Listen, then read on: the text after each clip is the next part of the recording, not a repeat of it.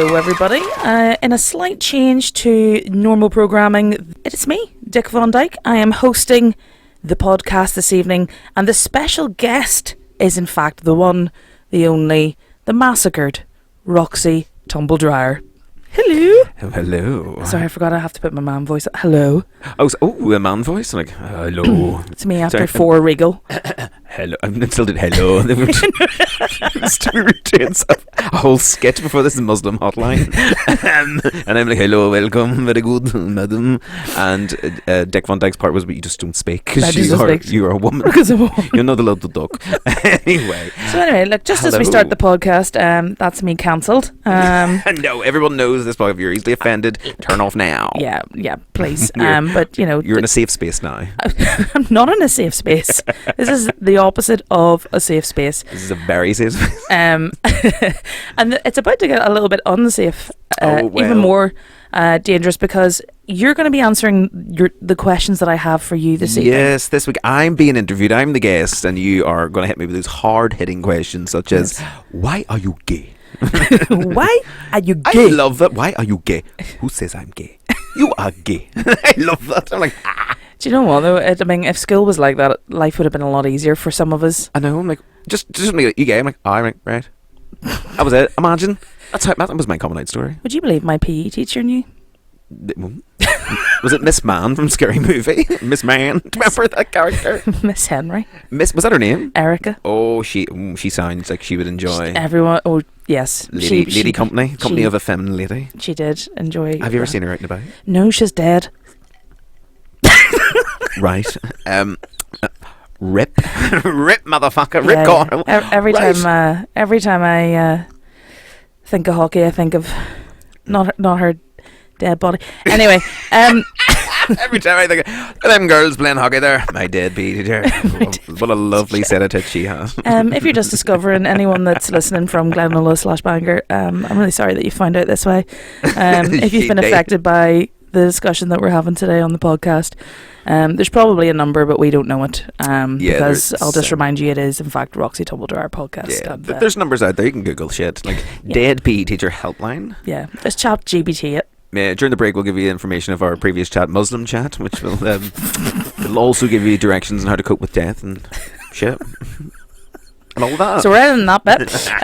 Right, so... Well, no, thank you very much for coming on and doing this with me. I did that. It's been a long time in the making. We've been busy bees. I know. And also then we met each other the other week. I was like, yeah, see that last time I just wasn't in the mood for being funny. And you were like, me too. I was like, thank God. I was literally... mentally fucked. I was heading down the stairs. I was like, maybe I just get a period or something, or can I fall? have an ovary fallout or something. Then this magical text going, do you fancy moving it? Then why, yes. I was like, oh my God, yeah. Like, perfect. That's why I love working with you. I'm just like, not today, kids. And 20 minutes beforehand, not today. Like, okay, perfect. Do you know what though? That's like we like nothing's too stressful. That's why it's kind of good that we work together so well. Is that we are in the comedy realm, and whatever happens. Do you know what I mean? As long as there's a Vulgo orange at the end of it, it's fine for you. There's always a drink supplied from I'm the guy like a Vulcan orange, 230 over 500s, and a smile. I love a codeine. Me too. I don't remember if I ever told you this. I used to like crush up K-Pack and snort it with a shot of vodka. Oh. That was our praise. Whitney Houston, bring me a higher love. And high I was. Fucking hell. Yeah. I'm surprised I have a kidney. Oh. You've got a kid now, like, and a kidney? She's here all week, folks. Yeah, baby. Try the veal. So, we're gonna... I have got a few different questions. I haven't told Roxy what I'm going to be asking her because, as always, she shines whenever she's put on the spot. Absolutely. I love a good tangent. You know, especially in court. Absolutely. Well, touch wood, haven't been there yet, but just wait till I run some fucker down. Like, get out of my way. Honestly, it's a matter of time. Sometimes I'm out driving now and I really think, do you ever see the Family Guy skit of like Asian lady driver? It's like, look out everybody else, and she just pulls out in front of everybody and the old cars crash. I see people doing that and I'm like, I'm just in my head. I go, look out, everybody else. I'm like, oh my god, these people with and it's always a wee fucking 19-year-old bitch in a Fiat 500. Oh my god, we go to Campbell College. And I'm like, get the fuck off the roads, you stupid cunt. I just keep thinking about Samantha Mumba. Samantha Mumbai. Yeah, do you know it was always her song on the Drive Safely ones? Oh, body to body, funky to funky. Yep. We know there's 3 dead in this vehicle. Lower the seatbelt to the damage. You know how to drive safe. Do you ever see the motorway bridges now to keep the race down? Or it's don't be stupid, wear a condom. I'm like, what? I'm driving. Just general life advice on your way to Derry. Yeah, it's like, don't wear a jumper on a rainy day. I'm like, do you remember the old adverts as well, just while we're on this tangent? I don't know if you're old enough to remember this because you're, what, 23? Add 10. Do you remember do you remember the adverts that was like, and people say, I'm the tube, I, dead on. Do you remember that? Yes, was that... was it smoking? No, it was Translink. It was like... it was like Nuala McKeever done things like, and I said, dear minute, oh my god, leave the car behind, give the bus a go. Do you remember them? Oh my god, yes. That's what that reminded, but that may be the whole different thing you're going down. Or your mental health. If you're feeling down, yes, talk to a doctor. Talk to a doctor. Fuck's sake, I said my mate telling me, fuck's sake, doctor. Sounded like, Mars Attack. It's like Spanish maracas. The fuck? Klingon. Or people go, the big doctor. I'm like, what? We're going to a big doctor. I'm like, why? Who? I always think of the big doctor, and I've said this other times. It's like, like the Jolly Green Giant going, ho, ho, ho, you've got stage 4. Ha, ha, ha. Wouldn't want to smear from him. Fuck. Like, open up. I'm like, Jesus Christ. Split in 2. What is why is it called the Bell Dock? I don't know. Right, because we all call it the Bell Dock, right? Well, I've never knew about it until I moved into Belfast. I always just knew that you rang your GP and did not get an appointment.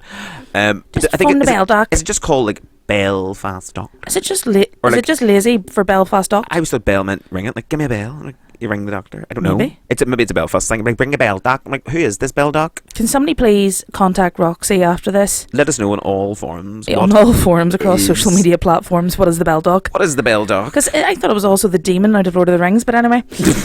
Bell doc. It's actually what Bugs Bunny says. Bell doc. That was a real reach. That was a tenuous reach. A real fucking reach, and I'm here for it. Thank you for listening. You love a reach around. Fucking right. Play me like a trombone. A flute on the 12th of July. You'd love that. Your ma would be proud. I can play the flute. I bet you can. The skin oboe. Grade 6. I tried to do... It's me playing the flute. God. Thought we're doing like an ASMR podcast there. Yes, I'm like...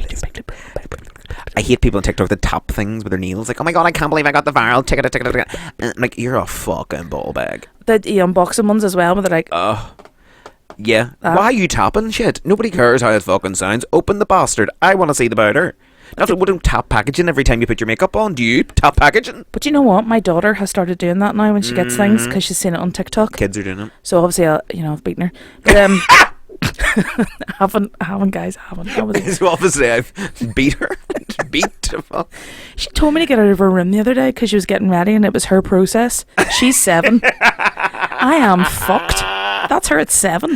My niece is 8. You know, Lily's wife. She's like, you know the way, like, you pay me £10 every week as my pay? She's got you as a scam. Oh, I have £40 a week. I'm going out direct debit. Fucking scam. Well, you know, like next week, I might be away somewhere. Could you like do double week this week? I'm like, no, I'm not the credit union. You're the brie. Can I get double week? I'm like, would it be possible of a crisis loan? Get a crisis loan there. I want to get some Hello Kitty shit off Temu. I'm like, no. It doesn't. But there's rules now. She has to phone me and talk to me, have a conversation because she's now got that age where you go, how are you, love? And she's like, money. Too busy on her phone. I'm like, oh, talk to me. I'm your uncle. I'm your uncle. Who else would it going to be? My auntie says that. I'm your auntie. I'm like, I know. I'm quite aware. Who do you think you are? Get a wee swab. Move it, break it, make it, shake it. Who do you think you are? You have to have the phones down at dinner time. Absolutely. But even anytime, like, right, your uncle's here. My sister said, your uncle's here, talk to him. I'm like, hi, yeah. She's like, bye. Walks away. I'm playing with slime. I'm like, oh. fuck's sake. Oh, fucking, don't even talk about slime. Oh. We sound like two old fucking maz. So this is turning from Roxy's podcast into Loose Women. But it is, if there's people out there listening, probably go, yeah, my kid's the same, or yes, I have Yeah. that. And like, they reach that certain age, and like, fuck you, mum, from the age of 7 till about 19. 70. And they go, Mum, do you want to go out for a drink now? And you're like, yes, let's go. I will look forward to that, do you know, when she comes and gets me from the care home It's like, right, Mum, come on. in 4 years. You be dressed like an old man, like suave, you know, like Gomez Adams, and like in the care home, like, it's got me. That's the goal. That But is. what I'll probably look like is something out of Still Game. Have you ever seen that? Yeah, I'll look like that. Like Winston. Yeah, I'll be Winston with one leg. Oh, fuck. It's the gout. I might get gout, just, you know, for attention. Gout at his house. Right, listen. Oh, for fuck. Right, okay, we're going to I expect know. more of that. So anyway, back over to the host of this episode, Mr. Dick Von Dyke. Yeah, I mean, host is a strong term when you're Sitting on a here with me. podcast with you, yeah. No. We're just going to chat shite, but basically I'm going to ask some random questions. Roxy does not know what I'm going to ask, and we're going to see honestly what comes out of her mouth. And if anyone has any experience with Roxy, you know, to get a wee drink right now, maybe get your Lost Mary, get the kids out of the room, maybe out of the house. Out of the house actually might be better. Put them on holiday, stand in Benidorm. It will be safer in Benidorm Straight than into the letting home them down hear in this. Malile. Straight into that home. Into the caravan. Covered Go. under the stairs. I'm like, I'm listening to drag queens.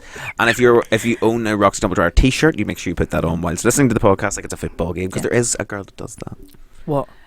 Puts on a Roxy? Vicky Thompson, she wears her Roxy Dumbledore t-shirt and Aw. gives it the full lesbian experience, and like it's like a football match, sitting with her top on, listening every time.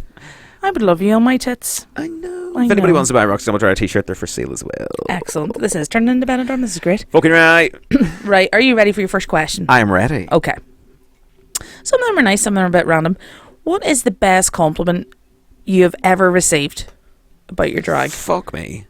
Jesus, trying to think. Yeah. It's like, you're not a man of God was one of them. You're not a man of God. I'm like, I know, thank you.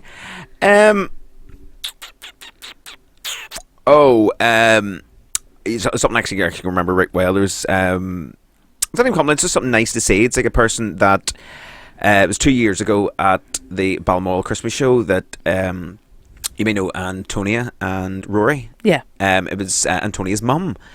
Shout out to Antonia and her mum. Antonia's mum had came to the show and she had just got the all clear from cancer. I was like, Amazing. yeah, great, give it a shout out, that was great. Unfortunately, it came back, and then she went and got all of her bits and pieces and got it all fixed up. And just recently, there, Christmas 2024, they were back at the Balmoral show, and the Balmoral show, not the horse show, my show, at the Balmoral Hotel, and they were there, and she was like, oh my god, we just got the all clear again for the second time, and we're back here again because we'll have to come back and celebrate with you. I was like, oh my god. That's I was special. like, that is fucking lovely. I love it. There's so many people that do the same sort of thing. There's go, we wanted you because you've done like there's likes of Kiva Murray and Emma Murray. Their family have booked me for fucking nearly everything. It'll soon be a funeral I'll be doing. Yeah. I've done birthdays, weddings, man. But just like, it's nice to have you doing it all and everybody knows. And you have, I was like, oh, Yeah. well, that's absolutely lovely. I like things like that. It's so nice. Yeah, and that's the Like, thing, because you're oh. quite controversial. You can't shy away from that.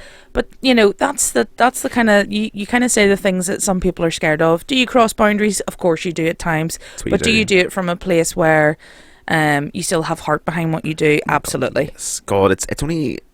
I'm always like, at the end of the It's day, just drag. It's drag. It's a laugh. Don't take it so seriously, for Yeah. God's sake, because.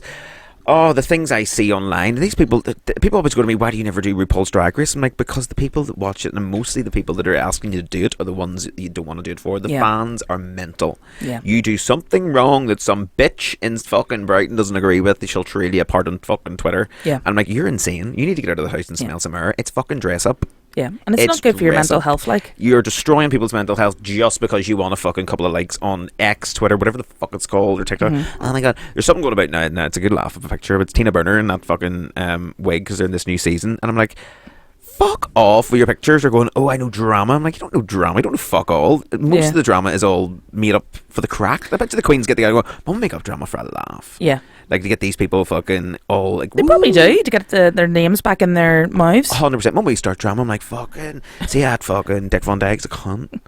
Stealing all the fucking drag king gigs in this country. And like, I want a drag king gig, can't even get one. Me dressed as a woman, what the fuck? From Dick to Cunt. Some fucking Dick to Cunt. What's going on? But yeah, no, it's nice. And when people do go, we want to do this. And there's, as well, oh my God, the story I love. She's just recently got married, a lovely girl called Simone. I actually met her again at the Balmoral 2-3 years ago at a Christmas show. And she was just in her wheelchair. God, she's brilliant, fantastic. I ended up launching her out of her wheelchair and spinning around the room. There's pictures on my social media. So as she sat in the chair, I flew around the room in the wheelchair. And then, of course, they all wanted me for the hen party. Like, Simone doesn't want anybody else but you to come and do the hen party. And I recently did it. It was a fucking gag. I asked how was she going to walk or wheel down the aisle. She did both. She was amazing. She actually did. She got out of her wheelchair and she was able to walk down the aisle. And that actually fucking made my day when I seen the pictures because they tagged me in them. Oh, good. And I was like, that's so lovely. And yes, she's recently got married and she just went to Disneyland for her wedding. See, I think that's the thing about you. And for her wedding dinner, she had chicken nuggets and chips. I know. An important detail. I remember these things. I'm not just some heartless cunt. That's what made her walk. The Lord God. Yeah. The Lord God, what is that voice? I don't know. But the Lord God, he came into the room and he said, you are going to have chicken nuggets and chips and you're going to walk down that aisle, girl. I think that's New Testament. I think it is. But that's the thing. I think that you are very outspoken. You're very controversial. People always I honestly, any holes that I have do tighten when I'm working with you. Other people's do, and I like that. But the good thing I will say about it is when I take a step back and think about all those times, no one is safe. You're not targeting one person. No. You'll go for everyone. You'll go for people in wheelchairs. And I think, I've always said I'm an equal opportunities offender. You are very much that. Everybody gets it, not just one person. I think, that actually people who are minority or maybe, disabilities, obviously they don't want to be bullied. They don't want to be belittled. But they want to be part of the joke. If you're doing a roast and they come to a roast, they want to be part of that. I don't want to ignore somebody sitting in the chair. Like, for fuck's sake, and to do that is more patronising than not. Yeah, or to be like, oh, you look great. You're very... How are you? It's like, my legs don't work, not my fucking brain. I'm like, there's people I've seen before, and I'm like, oh my God, fucking this one here has been in a gay bar before. Now look at him, he's in a wheelchair. Boom. So brave. I know. And then, of course, I go over to that person. Here's a free drink. Thank you for being offended. That's it. And they're like, oh, fuck off, I wasn't offended. I love it. It's great. I'm like, absolutely. Thank you very much. People get offended on behalf of other people. I'm like... Yes. Really, bitch? Fucking calm down. Yeah. Go and ask the person if they're offended. No, I thought it was a gag. Well, there you go. Yeah, that's the main priority. But as you say, you do have a lot of heart. You do remember things about people. People do remember you. And you do regular repeat gigs and stuff. And I think that's it's lovely to see. It's nice to see, we have figureheads in the community. And you do go out there and you do all different types of community, like hen parties, and you do the Balmoral, and you go into the bars that you would never imagine you would see dragging. Shankle Road. many a social Pigeon Club. I did. I did. I've actually been in nearly every bar on the Shankle except for the Rangers bar and the Berlin. The Berliner. And it's like it looks like you would stick to the floor. Like a Venus flytrap. I was like, I don't want to go in there. But yeah, that's the only one. That's the only two. I've been in them all. I remember sitting on the roof, years ago, good fucking maybe 10, 11 years ago, on the roof of the Northern Ireland Club, smoking fags, all these fellas going, you. Yeah. I was like, up a fuck Allah. Up the crack.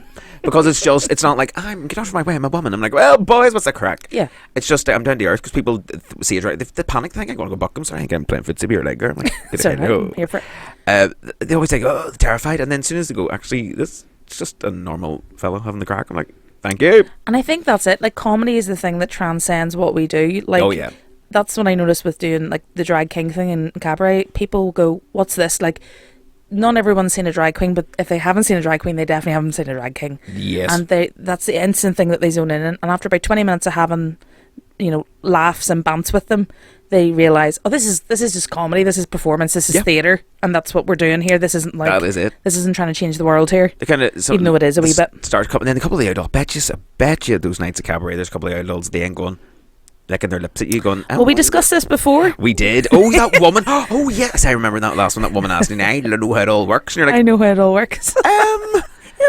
Right. Yeah. I have to go. I get my face licked an awful lot. I don't know why. It's the drink. What is the drink? Usually it it's is sexy. It's blue wicked. A girl the other night touched my wig, brand new wig, all the way from Vanity, Australia. I was like, don't touch that fucking hair. And she was like, this happened to me. Don't touch my shit. I can't even imagine what it's like for you wearing wigs all the time. So I wear them very rarely, but I did a gig in Derry and this girl used my wig as something to swing round and I nearly trailed her roots out. I couldn't believe it. It's like 200 quid wig. Yeah, don't touch It's one of the cheaper ones. Yeah, don't fucking touch my shit. I was just mind blown. It's also attached to my head, you fucker. It's sore. Yeah, it's like, don't fucking pull that. And then some guys are like, oh, yeah, that's lovely. And they love it and they pull it like a stylist flicking it at the front in the mirror. I'm like, you touch that one more time, I'm going to break your fucking fingers. I know. But I'm lovely. And I'm like, let's not touch it. And then they do it again. I'm like, don't fucking touch the hair. You can't back off. 4 octaves With down. a big massive smile. Don't touch the fucking hair. It was a couple of weeks ago, somebody was going to fucking ape. Said, play my song. I was like, I'll play in a wee second. And we've literally things to do. I'm trying to set up. It's 35 degrees heat here. It's a show. It's a show. It's in the process of setting up from one show to mine, and I'm trying to get everything to go, come over, play my song fucking now. I was just like, where do you tell you fucking fruit? Get away! It's turned into like the demon of titty. The demon of fuck. The demon headmaster demon. Don't seriously just give your performers a wee minute to set up and get sorted and get ourselves settled. I need a fag, a drink, a shot, a wank, and then I'm ready to go. Shower, shit, and a shave. Yeah. Then I'm ready. It's like, give me 5 minutes and then I am fucking all yours. Come and talk to me. Tell me what you want. I play whatever you want.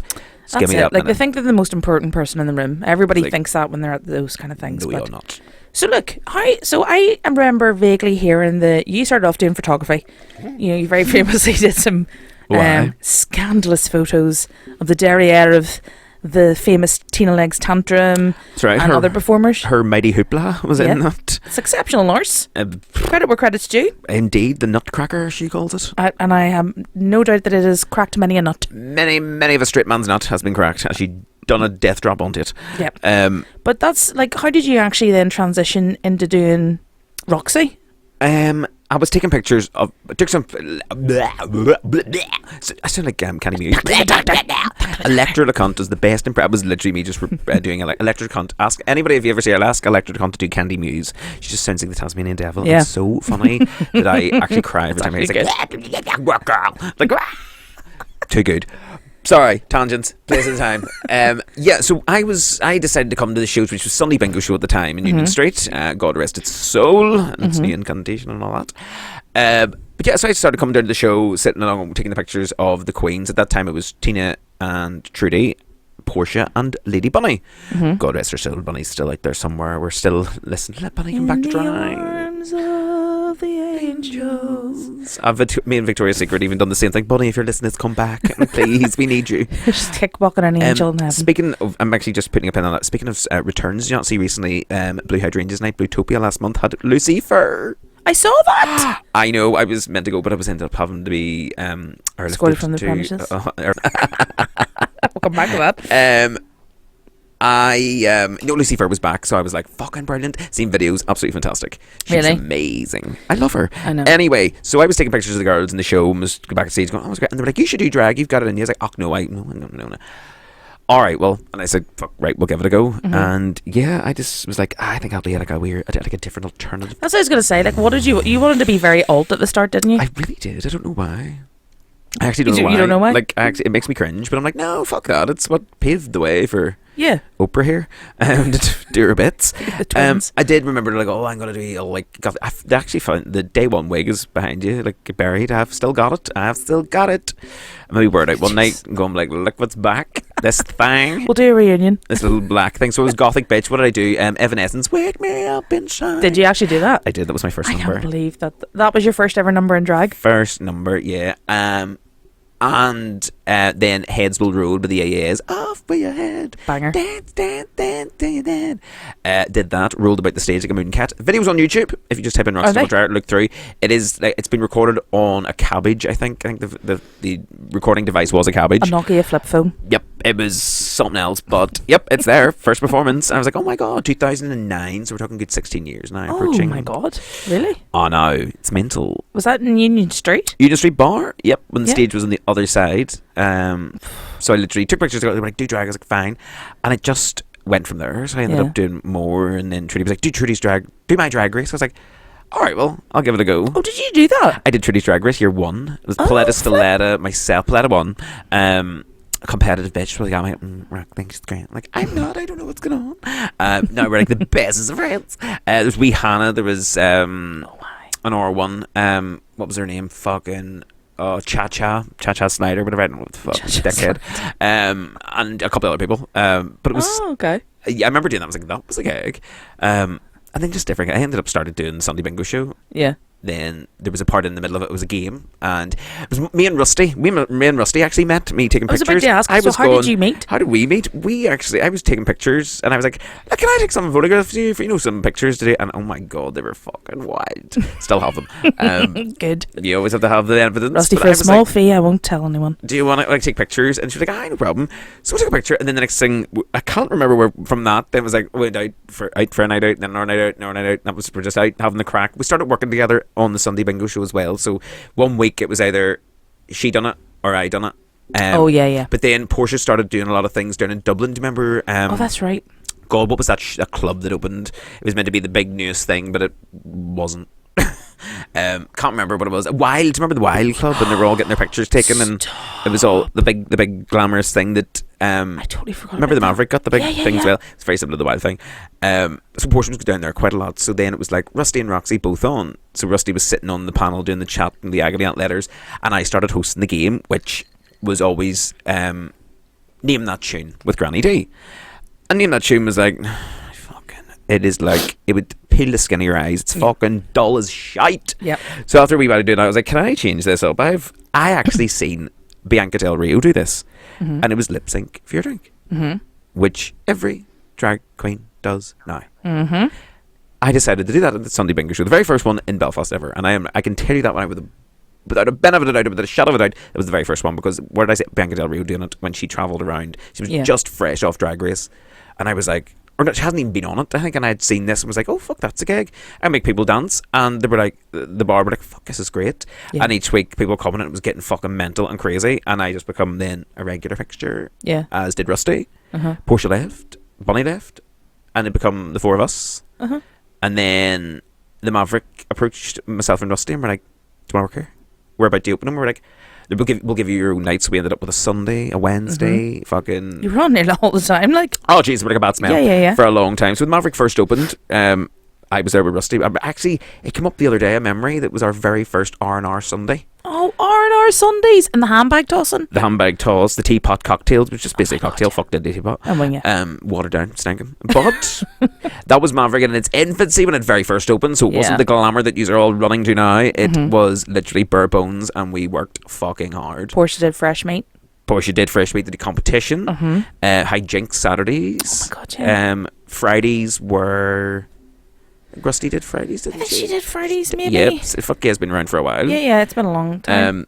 And then, of course, Sunday service was upstairs. Then we took it over. They give it to us. I had Motormouth Mondays, which lasted, 4 months.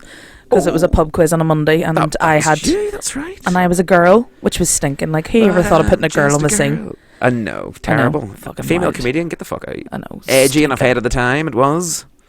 And nobody knew what to do with me, so they're just like, oh, you're the Michelle Visage. And I was like, it could be more opposite. I can remember that. Do you remember I used to get really bored and like change my photo on the posters to Lisa Riley, Mandy Dingle? Yep.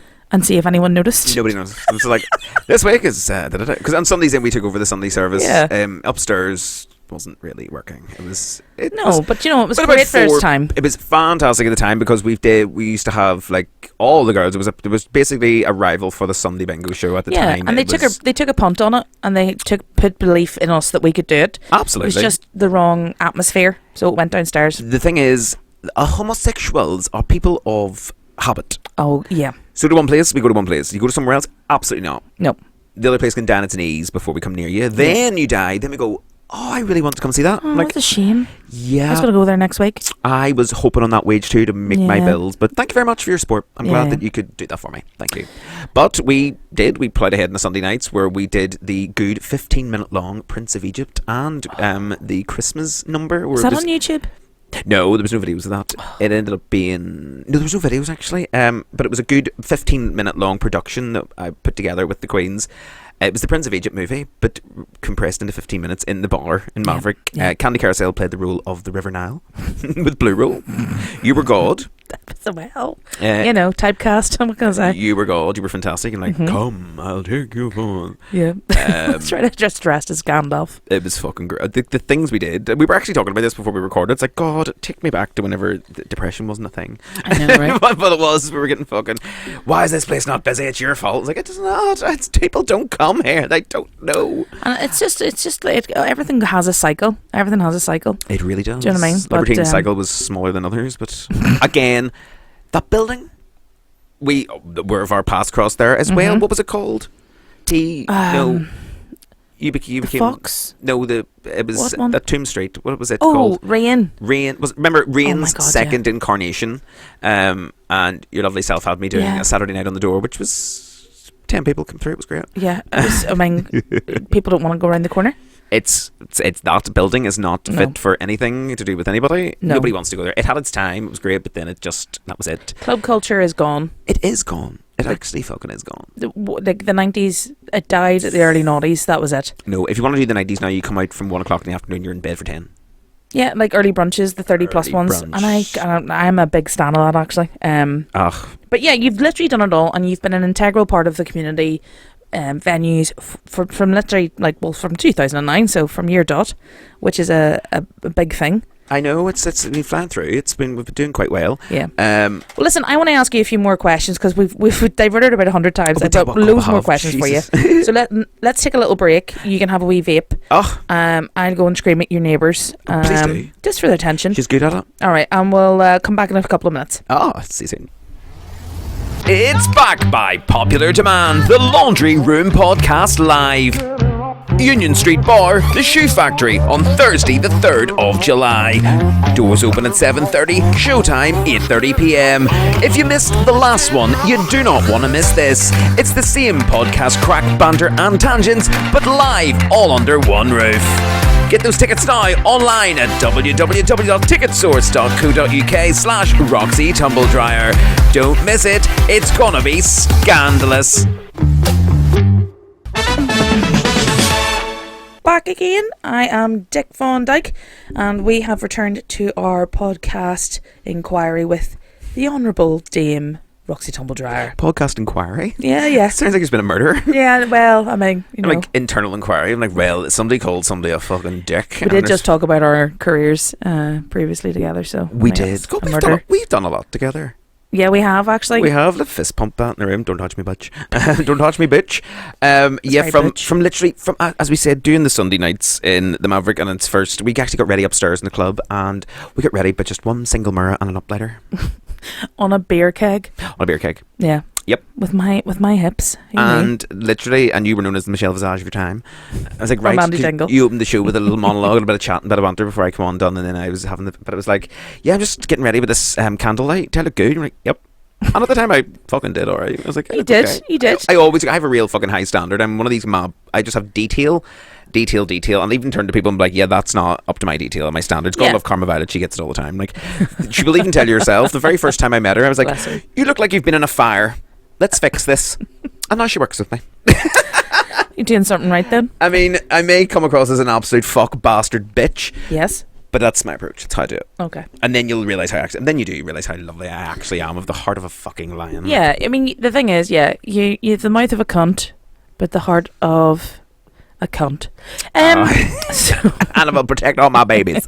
I will. I love that you keep going Southern American. I don't know why. These little today is Southern American. Southern. I'm all about it. Live it. I am all about it. You know what I've been recently watching on ITV? Bad Girls. Do you remember on ITV? Do I remember? Fucking right, you do. Oh, you lived for that. I've got the full box set. I just about the past 2-3 weeks, I've just started watching back. I was like, you know what? Fuck it. I remember we all lost our minds because it was the first TV show that ever had a TV series crossover, because Tanya Tucker from Footballers' Wives got put in prison. Believe tonight I'm about to start that episode. It's like bubblies in the fridge. No, it was Ernie Sanders, but Tanya Tucker from Footballers' Wives crosses over and comes into Bad Girls, and they rip her nails off. She's a bad bitch.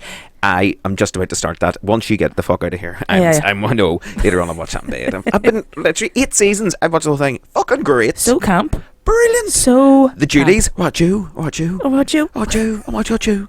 every time there should be a drinking game where in every episode you watch, every time they say Fenner, you have to take a drink. Body bag is the idol, or Fenner.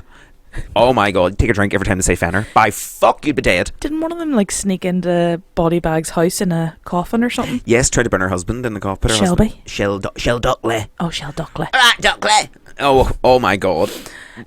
Sorry, whole that's okay. That is a whole podcast, though. There's a fucking the Bad Girls episode of this podcast. Everybody go and watch it now. Do your homework, then we'll talk about it. Right. Well, we're gonna start a Splinter podcast, which is all about 90s and early noughties TV shows. Fuck off. It could be called The Bad Girl.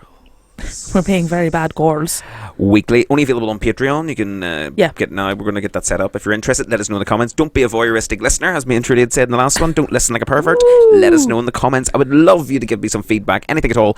After the last episode, actually, guys, thank you for everybody that sent me messages, wrote in comments, different things that you're really enjoying the podcast. The people that have just listened to it for the first time went, oh my god, I'm going back to listen to all 30 of these. Thank you very, very, very, very, very much from the bottom of my heart. They're really engaging. They're really funny, and they're, if you're really struggling to finish, put it on. Finish what? My tones. And tell you what, fucking Tanya Turner. Oh my god. Yeah, just get that on mid-wank. On that note, what do you think the effect of social media has had on drag? So obviously it's this kind of catch-22 in my opinion that can't live without. Mm-hmm. We were talking about algorithms and posters and having to work out. You've got to be like really clued into what's happening on social media to make it work for you. Yep. So although, obviously promoting shows has become harder for everybody. What's why? We know RuPaul's Drag Race has also changed the face of drag. But even just on social media, I mean, you have drag queens that actually don't perform; they just do makeup online. Yeah. Which is wonderful because people learn that way. But also, like, apparently that's called a microwave queen. A microwave queen? I found that out today on Twitter that it's known as a microwave queen. It's where they found their their success on social media. A microwave queen. I don't know. I don't get it. I'm like, okay, no, like maybe it's just bing, done. There you go. I suppose if they get it on. It's much quicker to get successful online, isn't it? Like, if you go viral, God, yeah, that's you. Do you know what I mean? I'm like, I went viral a wee while ago. I had to go to Gum Clinic. For sake. But I know. I wasn't going to ask, but I didn't want to do it online. But sure, we just be safe. Wrap your cock, dirty bastards. But yeah, so and we've been to Benidorm and we've been to all these places. Blackpool, many of them. I've the drag. I want to go to Blackpool. It's on my Funny list. girls. Fuck, and I know. I have to do it. Oh, Newcastle and Manchester. Yeah, it's on my list of things to do with the yells. Like proper old school drag. But it's definitely social media's changed because everybody old school drag now would be looked at in the club. Going, oh, what is this? I'm bored. How fucking dare you? This is where drag started. It's this cack bores the fuck out of me. Yeah. I am sorry, you can cack and all that. That's great, but you can't cack for 3.5 minutes. It's boring as fuck. Yeah. I want to see like something else. They really keep these people engaged. I always have told people, you've maybe heard me telling people, audiences are like, I don't know, like a big ADHD child. You have to be like, look over here, keep clapping, keep doing something to keep your attention, because if you don't, fuck, nobody cares. Nobody wants a 9-minute mega mix. Nobody wants, fuck me, Jesus. I would say the longest song that I do is at least 4 minutes, and that would be about it. After 4 minutes, nobody cares. That's it. Once you see that phone coming up and Snapchat's open, they're gone. Yeah. You could be literally mentioning, I'm going to give you £1,000 if you listen to the end. Fuck, you'd give it to 3 people. Yeah, they're taking a selfie. It's too long. And that's it. Like, people see a lot of that stuff on social media and they expect it to look exactly the same in real life. And that's not reality. Like, we have filters and... Social media is painted to fuck. It's not real. So this illusion that people expect. And the thing is, though, you do look, if I say flawless, you are a perfectionist with your drag. Oh. But, like, even at that, social media still puts it to a ridiculous standard.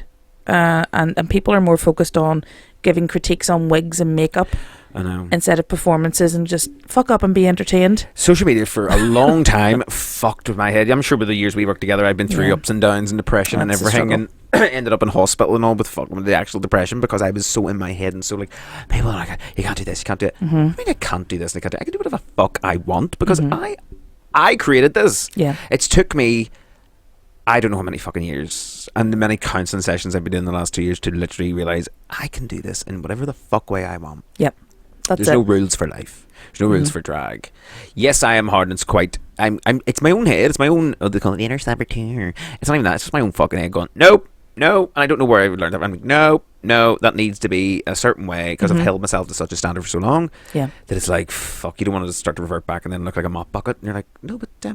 yeah. But I'm just very a perfectionist. And I like to look well, and you feel better when you do. You don't want to just beat in with some fucking pussycat wig and go, I'm great. I'm like, no, you're not. Because when cunts walk in like that and think they're great, I'm like, no, fuck you. Yeah. I don't think so. I think as well, though, that people think if you throw money at drag, it makes a drag queen. So that's what social media does, I think, as well. Like, somebody buys a £400 wig and a £1,000 costume. There's still no talent behind the eyes. There's no talent behind the eyes. I don't want to watch you. Nope. You know? Money's fucking wonderful, but you just, as long as there's talent there, like, I literally would watch on Saturdays or any nights, I watch drag and go, stop, that's talent. There's talent right there. You're wearing a bodysuit that is off Shein for £5. That's fucking talent. And I don't care. Bang. But it's been accessorized, it's been dolled up, and it's been done. I'm like, that looks fucking great. It's not the thing, it's what you do with it. Yes. And how you do with it. There's just, you're looking at some of the stuff there. Look at that thing, that cape. That's from fucking Benidorm for €4. Which one? That thing. Do you remember that? I used to wear that with Electra. We had our matching capes. You did love a cape. Do you remember? Yeah, I only wore it the other week for a TikTok thing. But there's stuff there that has literally been bought and it hasn't left the house. We're literally in my drag room right now, so we're literally looking to bring. Is this from You Had to Have Done Survivor? Remember? Combat Mix? Oh my god. Yep. I knew. Still there. But you know what though? The fact that I can look at some of these things and go, you did this, you did that, you did that. That's that. I'm like, yep, you remember. Because these are the costumes. There's stuff here. Yeah. There's Misty has the matching outfit of that. That's why I don't wear it anymore. Yeah. Nobody choking. You look like a Fraggle. There's my Auntie Marie costume. It's a big denim jumpsuit. Oh, yes. Remember? And it comes with a matching red scarf that Chelsea got as well. Oh, thank God. And it comes with AI too that changes my wig. Two various different wigs. Excellent. Money joking. Shout out Auntie Marie. You're a cunt and a legend, you bastard. You're great. But my point was more that you have over 100 costumes here. Like literally, guys, if you could see this thing. But I still remember what number you did in those. I know. And that's because you have presence. And I think people look at social media and they forget that actually it's about the live experience of drag. That's what is the important bit. Absolutely. And I find now Instagram blocks your algorithm so much. It knows you're wanting to promote something. So I'd be like, my show on a Saturday night, Showgirls, Union Street 710, put a poster up with music.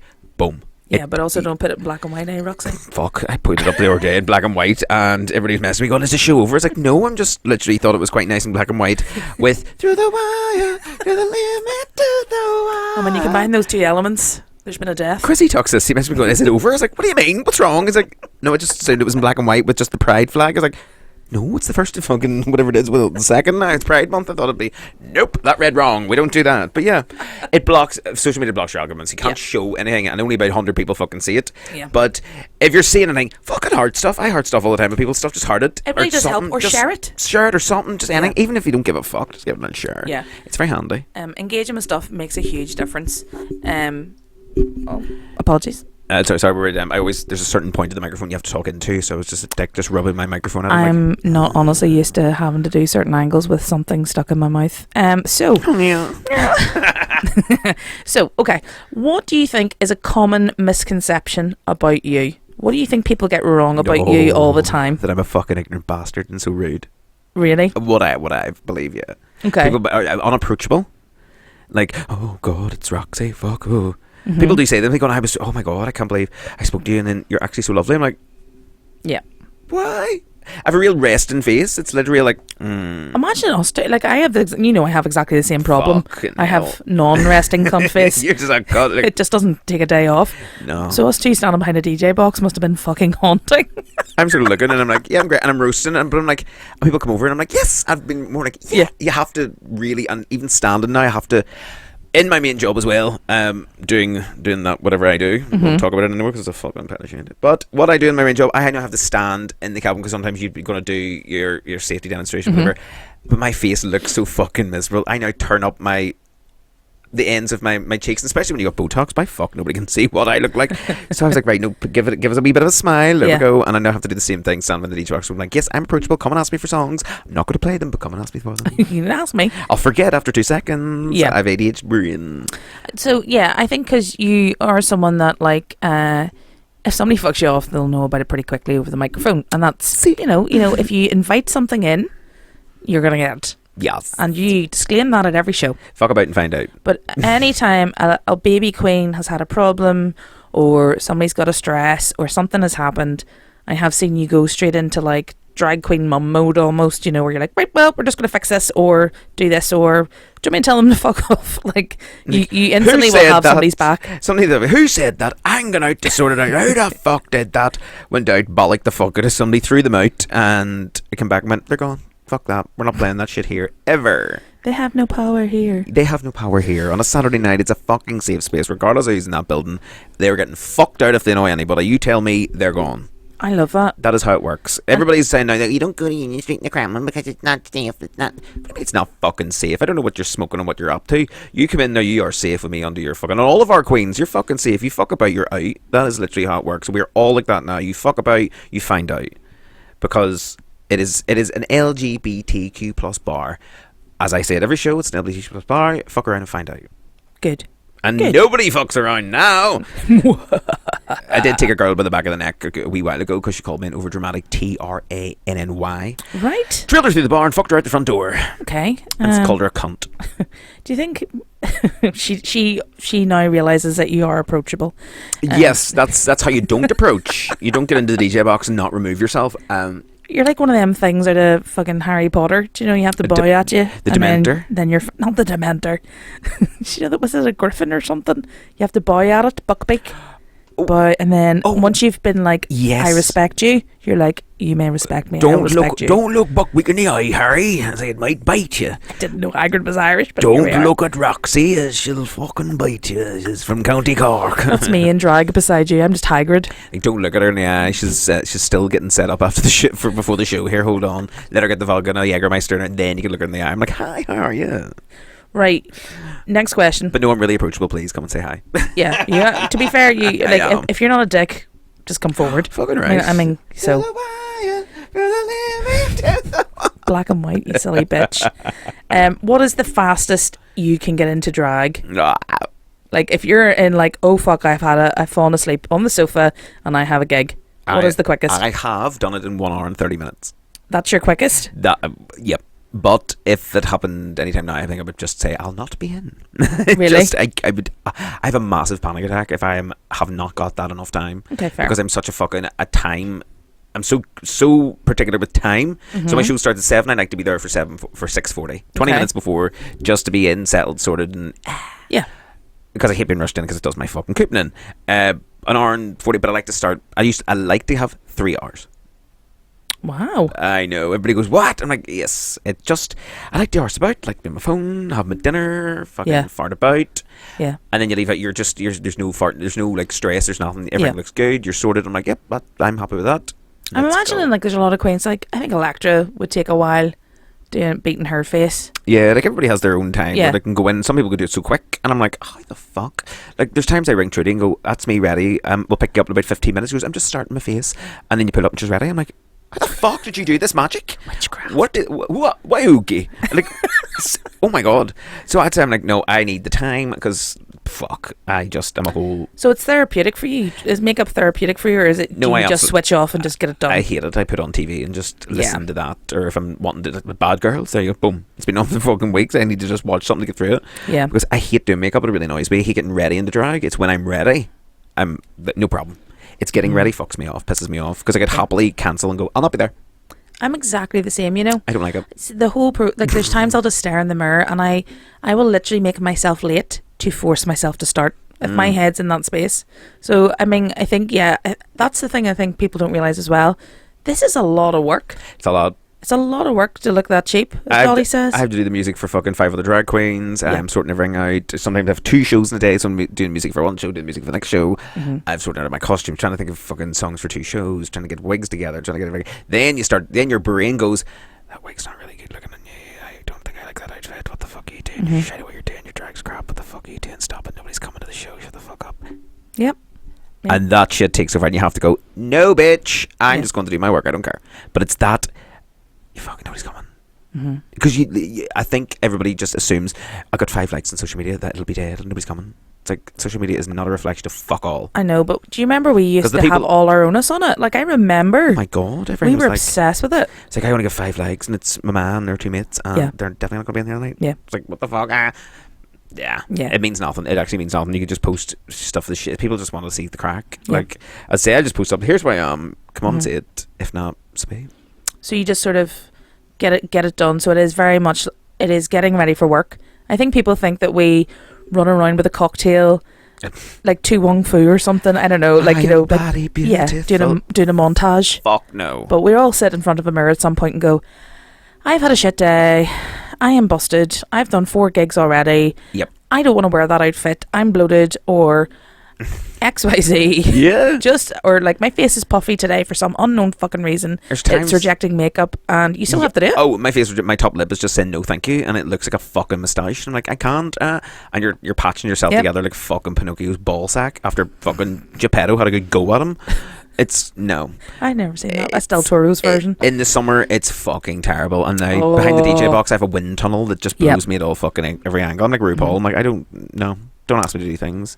It's too fucking hot. It's so hot in drag. Like, I went round and did This Is Your Life in Cabaret the other night, and I literally had to keep the glasses on because you can feel your whole face melting off like butter. Mm-hmm. And that butter, that southern butter, baby. And then that's terrible. You're back again. I know. This is your new persona. Certain words just start me off. That hot southern butter, baby. So yeah, so drag is a sport. And like anime. I'm like, Ike Turner, anime. You better sing that song, anime. I want that proud Mary, baby. Come on now, anime. I'll slap that ass, bitch.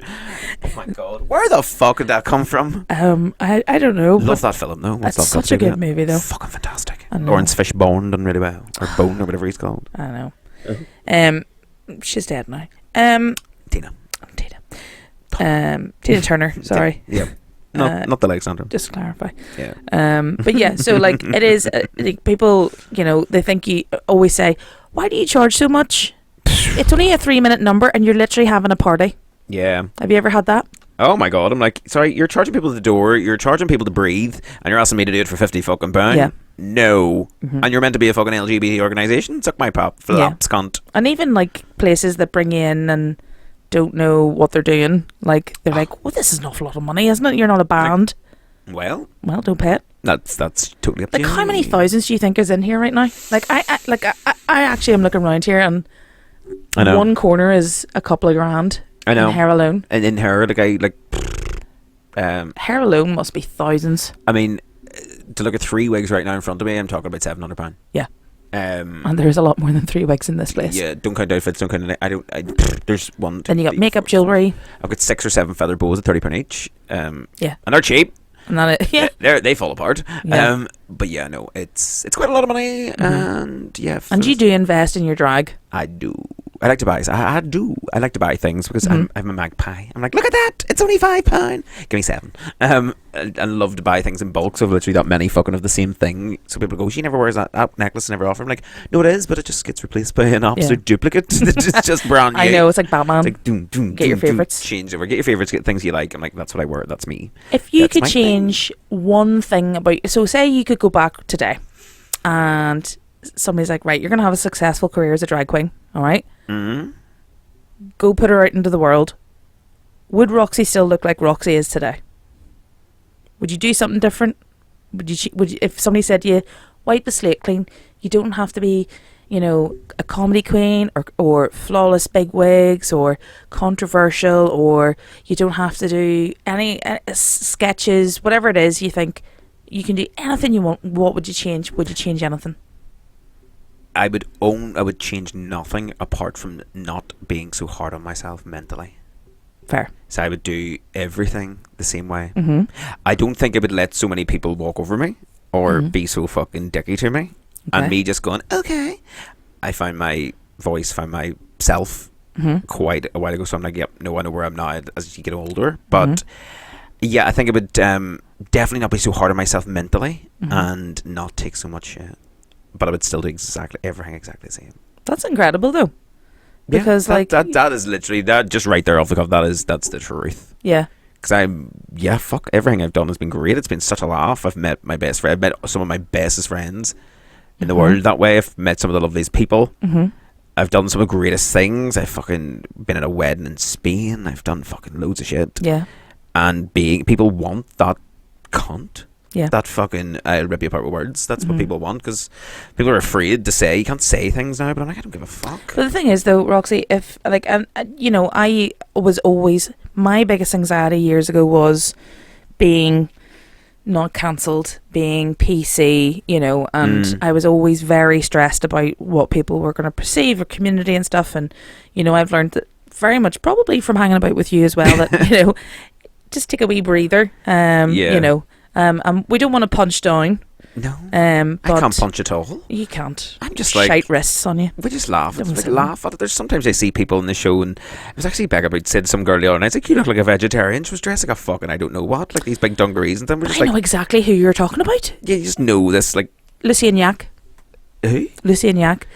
I'll send you the website. Oh my god! And it'll be every vegetarian you've ever met. Yep. I'm like, boom, there you go. Yep. And you look like that, but I'm like, we're just saying it's a joke. Or don't be so like, I can't believe they called me that, and I'm raged. I'm going to speak to the manager. They'll never have a job. I'm like, don't go to a drag show. Don't go to a drag show at all. If you have no comedy. sense of humour, or you don't want to, like, you find everything fucking offensive, don't go out. Yeah. Stay in the house, touch a wall, and just stay within your own four walls, because fucking hell, I don't know what I don't know what's going to come out of my mouth. My brain and mouth move too quick. I can confirm that. I don't know what's coming out of your mouth. It blasts out, and I go, ha, there you go. And I always do my thing at the start. If anybody's easily offended, bear in mind, I don't care. Yeah. If you can't take it the chin, take it up the arse. Yeah.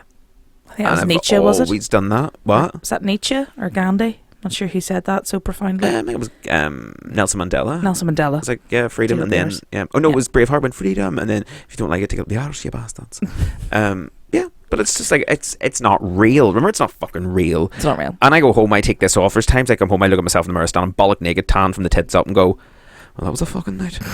I know. Sometimes you do look in the mirror. You do. You look at yourself you're like, when it's all taken off. Yeah. And you've no wig on, you've done. I'm standing fucking in the nip or in a pair of shorts, look at myself in the mirror and go, well, no fucking wonder you're single. Bollocks. Nobody wants to be lying in bed reading a book, and I come in and go, well, what's the crack? Who wants fucked? Do you know what? I often feel like the final Horcrux of Voldemort. You know, the one that's hidden under the train station bench. We're not That's sure me when where I come it is. You're like, hello, morning, and like, yeah, the day after drag as well. I look like something that's been fucking born out of a rat. You have done solo shows, sold out solo shows repeatedly. Oh God, and I have. Is there anything else that is still on the Roxy goal list? Is there a dream that hasn't? Not that it's not going to happen, just hasn't happened yet. I dreamed a dream of time gone by. Will you please do Susan Boyle? The musical. The musical. Susan Boyle, the musical by Roxy. You're Susan Boyle. Scottish. I was trying to think of another quote from her there, but it never came out there quick enough. Jesus. Blah, blah, blah, blah. Well, as you've probably heard from this podcast, there is a podcast, the adverts and premiums. There is a podcast live coming on Thursday, the 3rd of July. It's back in the Shoe Factory at Union Street. Let me just check that date is correct, because sometimes I could be saying things that's not correct at all. Thursday, 3rd of July in the Shoe Factory, Union Street. The first one was a complete sellout, and this time I've added more tickets and more, because so many people were messaging me going, I want to go. I'm like, well, you missed out. Yeah, and it was great because you had a wee set and everything. Me and Electra went. You did. There was we were sponsored and everything. That's right. And I have my props be ready to go again. We'll have new guests, so definitely new guests again this time. New topics of discussion, and again loads of fucking tangents and general cracking banter with drinks. I know. So yeah, get your tickets. They're on sale now at Ticket Source. Roxy, the links will be underneath this. I honestly thought podcast. you were just making that up there, Ticket Source, and I was like, there's no player called Ticket Source because I'm a fucking dick. Oh, there's definitely Ticket Source. Yeah. I've been using it it's great. I'm used to Skiddle. Skittle. I think I have to get a small skittle in my knickers. Like, it's my ticket arrived. Oh, it's postage. Yeah, get those tickets online. Come and see the live show. You're going to really enjoy it. It's really good crack. If you enjoy this and love the mad tangents that go with it, then you will love the live one, as you get to meet other people that listen to the podcast who have all terribly dark sense of humour. It's just like very dark, darling. Very, very dark. Moo-ha-ha-ha. Would you like to do it? Would you like to do it in a bigger place? Would you like to do Waterfront Hall? Everyone, do you think Waterfront Hall is for Roxy?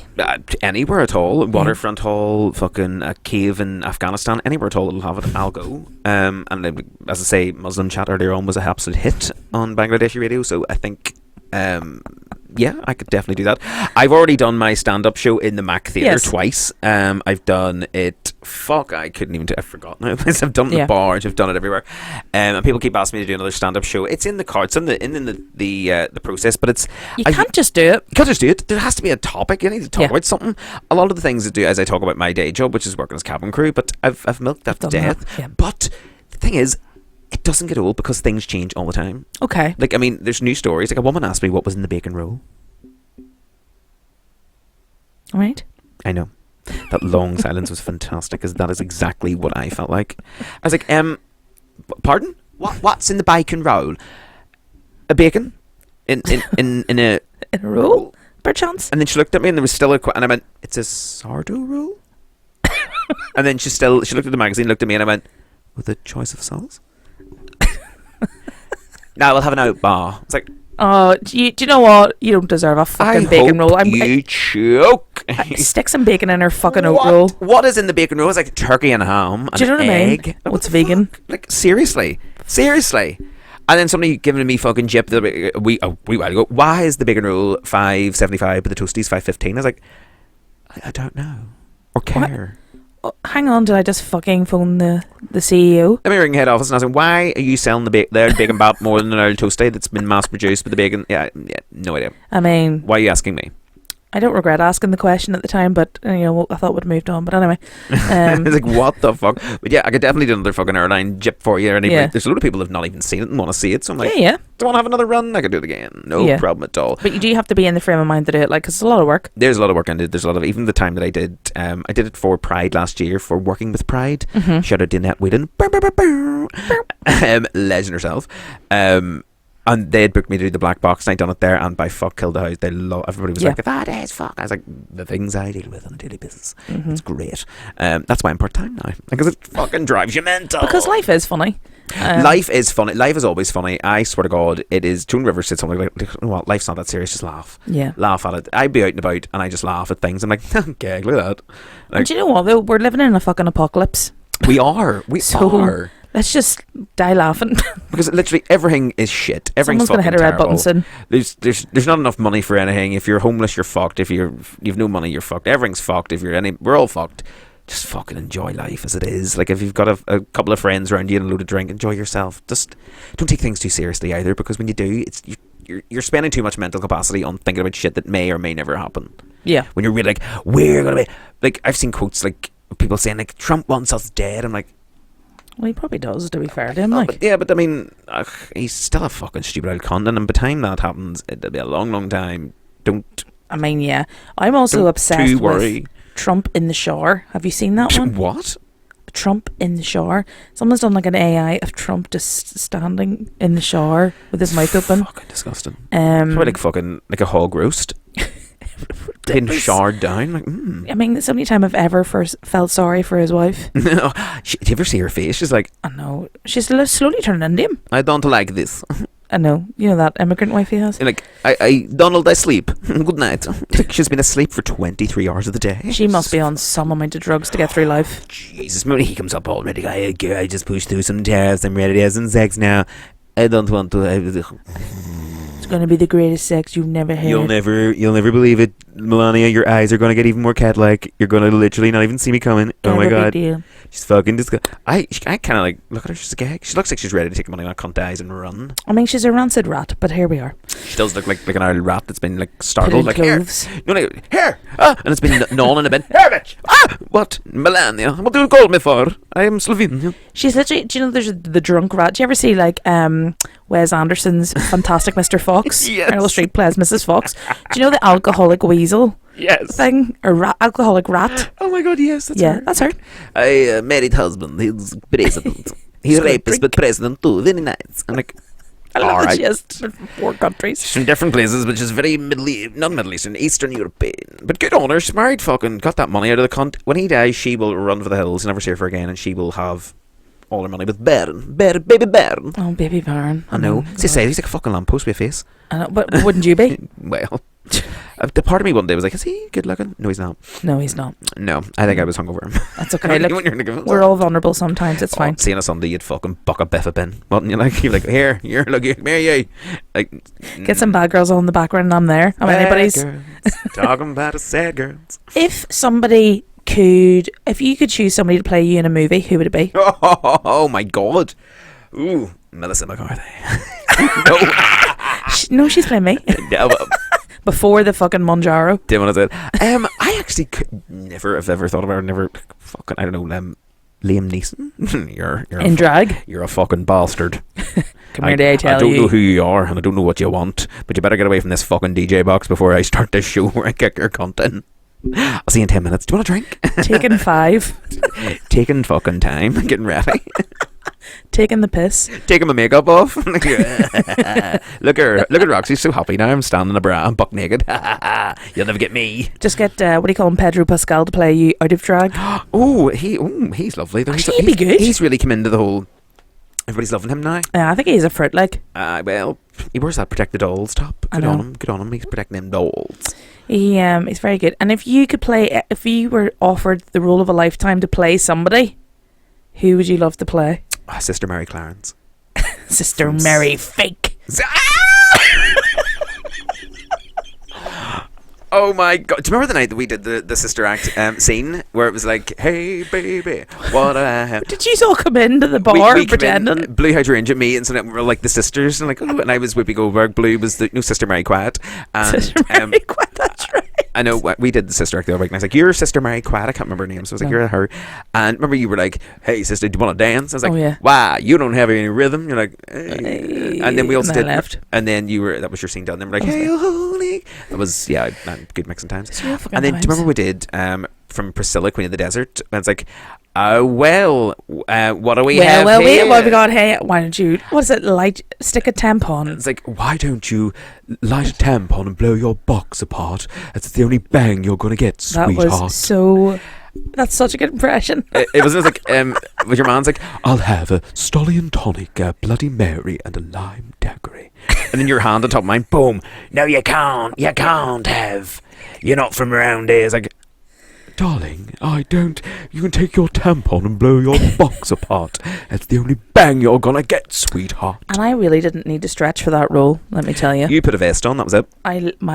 I actually showed up that way. You were perfect. You were like, oh, you're wearing your costume. I was like, and we acted as all out at the bar in Maverick. And now it's going to be redone on Saturday nights at Showgirls 7 to 10. Every single Saturday night, watches Gemma returns to the role of lesbian in Priscilla, Queen of the Desert. I'm gonna just, due to copyright, we can't say desert. No, I'm gonna Prosella, Queen of the Desert. Price-ella with a pricing gun. Queen of the Desert. That would be a great name for a show. Priscilla, Queen of the Desert. And it's just drag queens eating desserts. I love this sponge. It's very a nice. lovely Very sponge. moist. It's like a bake. Somebody should pride you do like a baking contest. Like, that'd be lovely.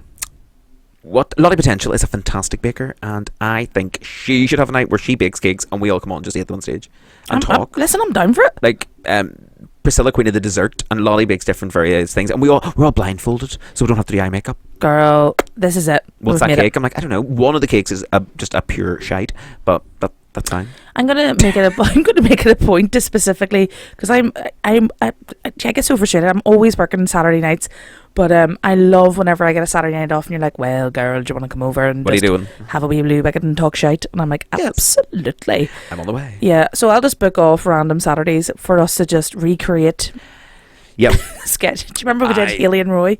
Oh my god, you were... Do you still have the coat? It's in there. It's in either there, it's in there. I've got the tab... I had to get a new tabard. Tabard was yours. I had the tabard, yeah. Tabard was yours because you were Haley and I was Roy. I recently done it again, but... Sorry, I haven't done it again because I wouldn't do it without you. It does, the role doesn't go unless it's you. Sorry. You have to play the role of transsexual Haley from Coronation Street. I'm sorry, but it's just for you. Good. We did that. God, we did loads. Jesus Christ. Thinking about it, it's like, Jesus God. And I still have all of these mixes and edits on my hard drive. Well, check that hard drive.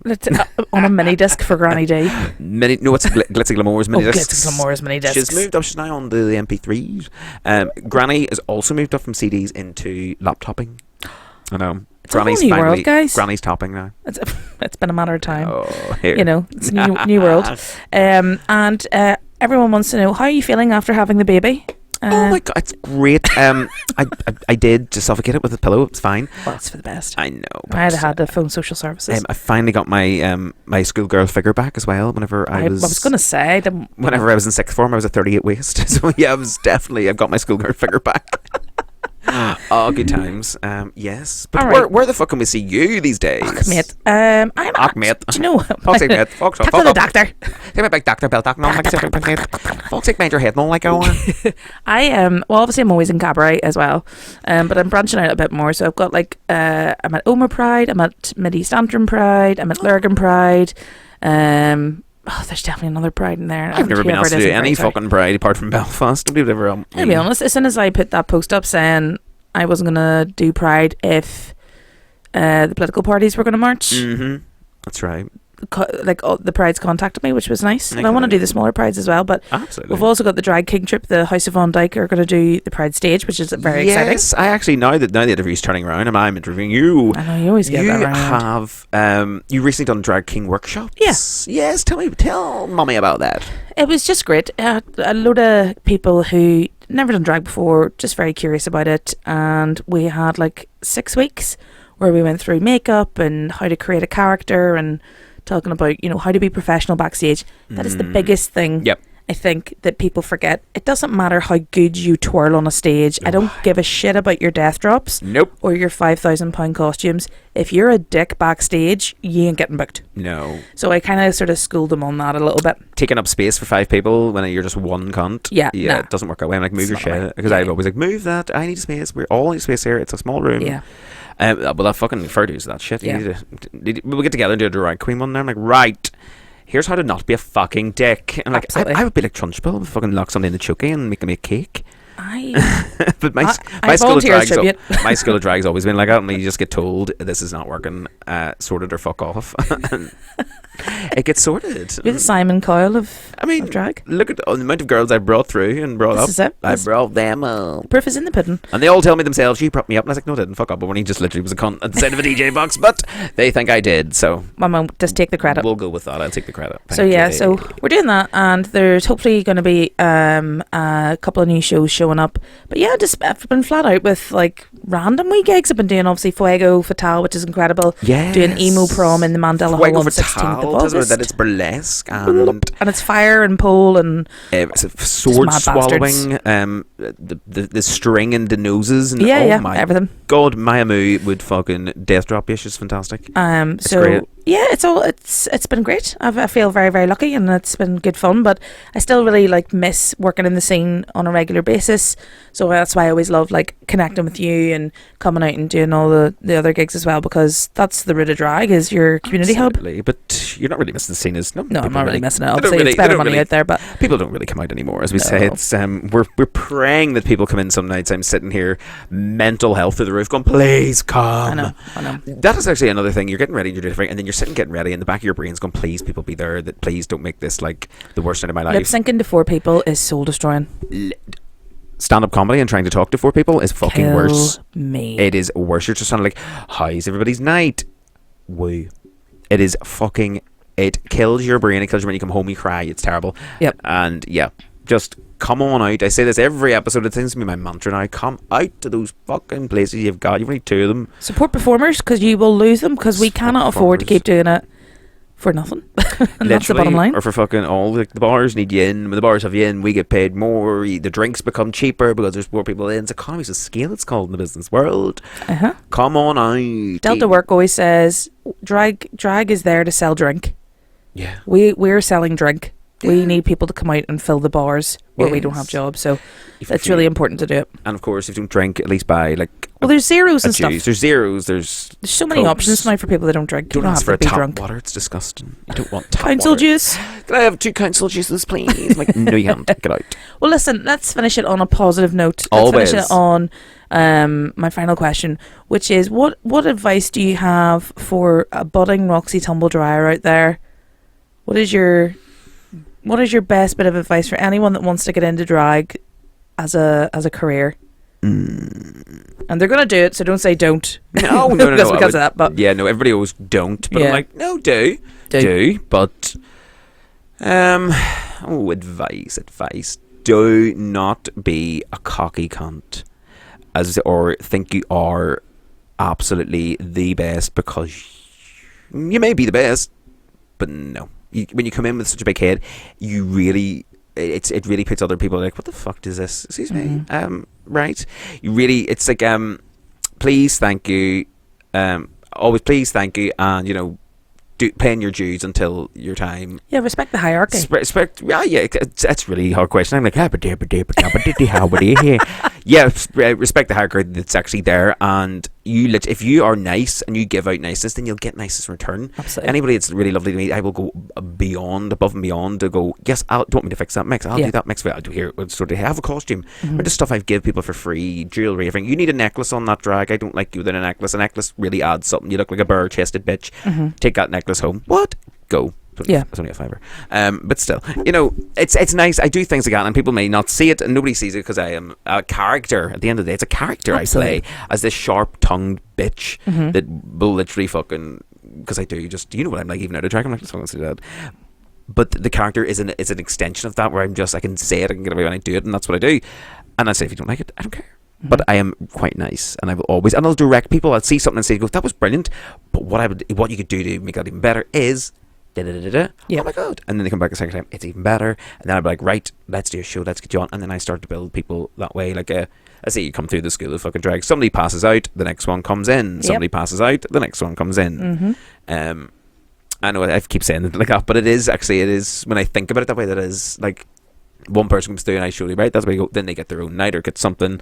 Then the next one, then they get something, and I'm like, right, well, I take the next one. I go, right, let's go. You've got something. You've got a wee bit of pizzazz, but you've got the drag bug. It's not like I'm just doing drag because I seen it on Drag Race, and that's my big advice. Do not do drag just because it's on TV and it's great advice. It's really everybody. Oh my god, yes, Sashay Hunty. No, don't just do it because you're pretty. No, don't do it just because you want to be like, I want to be everything on TikTok, because that is so short lived. How many apps have we had in the amount of time I've been there? There's been Vine, fucking every app you can possibly think of. Twitter was the place. Everything was the place. It's all gone and came and gone. There's been so many queens that I've seen come and go. Like, there's 16 series of Drag Race. I could not tell you half of them anymore. Yep. Everybody goes back to working where they worked after they do and even now the window is smaller and smaller between each season. You have 6 months to get out there and give it a fucking ditty. Yep. If you don't get anything, that's good night. You just gone. Filter away and you go back to where you came from, and you do whatever you got to do. So kudos to any of the girls, obviously from Northern Ireland and the UK stuff. Miss Blue Hydrangea, Charity, yes. Everybody, fucking get that money in. But it's literally, don't do drag just because I'll be fierce. Don't just do it for the attention that you think you're going to get because you look good in a cinched waist. Yeah, do it because you actually have a love for performing, and you hear music and you go, I can picture immediately. Like, you hear a song, you picture your outfit, your hair, everything. I mean, that will be that, and I want to do it that way, and you can see the venue and everything. Not just, I want to do that and just be in a really cinched waist and a flat-assed human wig and go, I'm gorgeous. You're not. You look like a carbon copy of nearly every fucking drag queen across the UK. Cookie cutter drag. So have passion. Literally what it is. It really, really is. Have passion, more energy.